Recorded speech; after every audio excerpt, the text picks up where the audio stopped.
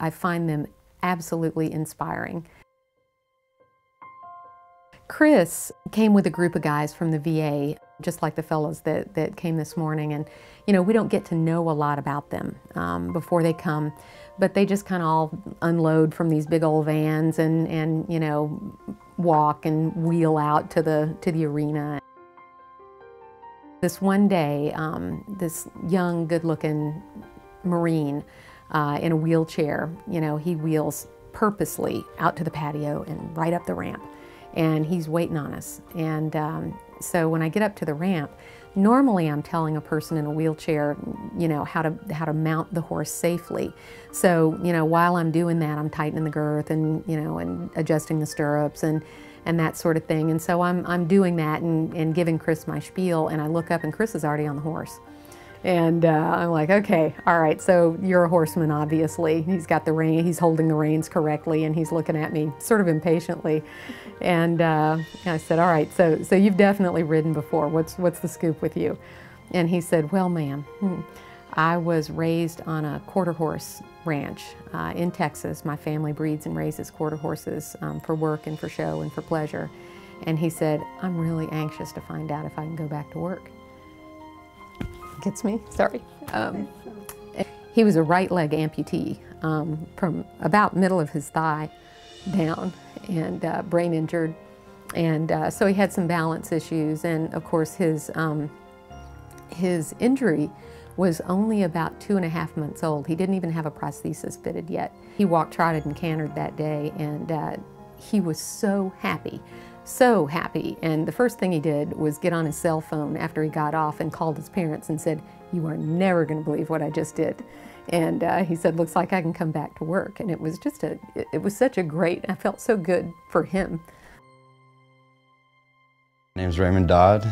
I'm a specialist E4 in the United States Army. The IED that I was hit with on August 26, 2006 at 11 o'clock, it blew the truck up. It threw it about 2 feet in the air. We hit the 2 155 rounds. I don't remember much of it. It threw me through the air about 2 feet off the ground, about 20 feet down the road. Blew the front tires off the whole front of the truck. Nobody else in the truck got injured. I was the gunner in the truck. It threw me out and I was hit in the head with the shield in the 240 and my face got burned. Knocked me out. I don't remember much of it. Next thing I woke up was on the Black Hawk. My good friend Rob, at the time I didn't know him, but he was trying to convince me to come up to this program because he knew how much of a good program it was and he knew how much it would benefit me. And it took a lot to get out of the house. It took a lot to do it. It was a big step for me. It was a huge step. Finally, my wife drugged me out of the house and took me down the road and dropped me off with him. And and when I came back, she even said I was a different person. She said I was a totally different person. I seemed happy. I smiled for once. Sandra's real. She cares about what she does. She cares about us, and you see that as soon as you get off the plane. She's waiting there with open arms and a smile, and you just don't get that from many people. Not many people understand. And it's been the whitewater, just the programs getting out into this beautiful country. I've never seen country this beautiful. And thus far, in the couple days we've been here, has just been outstanding. It really means a lot. It means more than you think for psychological therapy as well as emotional and physical therapies as well. It's needed to get these soldiers either accustomed to civilian life, because it's very hard for military people to deal with civilians on a regular basis. They have to transition, or if they're going to be able to go back into the fight. So Yeah, it's good for organizations to donate, so it's very good. I rarely take my sunglasses off, so you are lucky. I wanted to go out of the house. I wanted to go do things. I had a purpose in life again, I felt.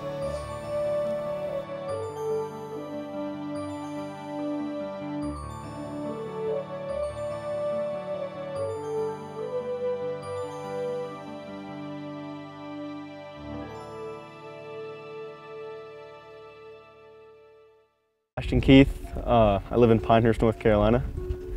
And 4 years ago, my mom just told me that, hey, you're going to Colorado for camping. And I was like, sweet.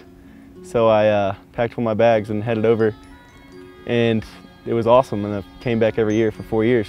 Around here, I can definitely bond with everybody more and relating it because they've been through the same exact thing as I have. It's like, I remember when I was little, going to football practice and just seeing all the kids' dads there, just kind of sucked. You were just like, it sucks. My dad passed away June 27th of 2005. I was 8 years old. We lived in Germany on Panzerkaserne base. It was definitely the most hardest thing I've ever been through in my life. Nothing ever is going to compare to it.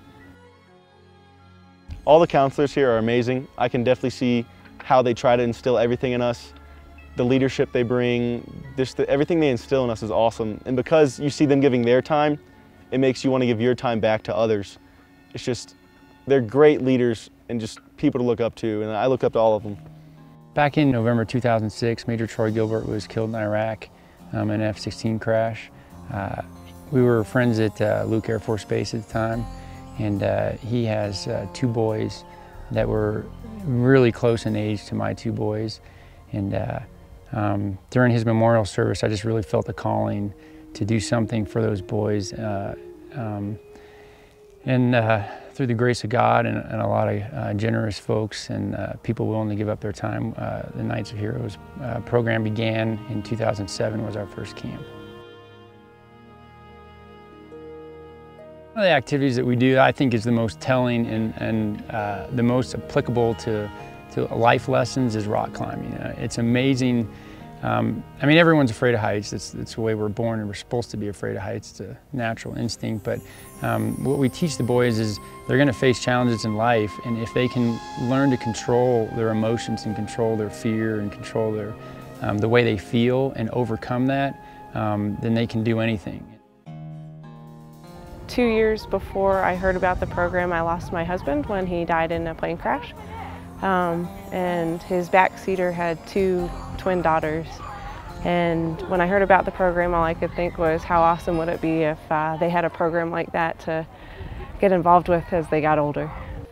So many of them came last year and hadn't really ever had the opportunity to do outdoor stuff, or the only person they did outdoor stuff was with their dad. And so for us to be able to provide that experience for them, certainly not the same, but kind of lets them have experiences they wouldn't otherwise have. We really use rock climbing to try and help them see that they can, one, trust other people, and two, that they can really do a lot more than they think they can do. We're pilots in the 457th Fighter Squadron, and we all fly F-16s in that unit. I absolutely love every one of these boys like they were my own sons. And I think that, in essence, to me, is really what this is all about.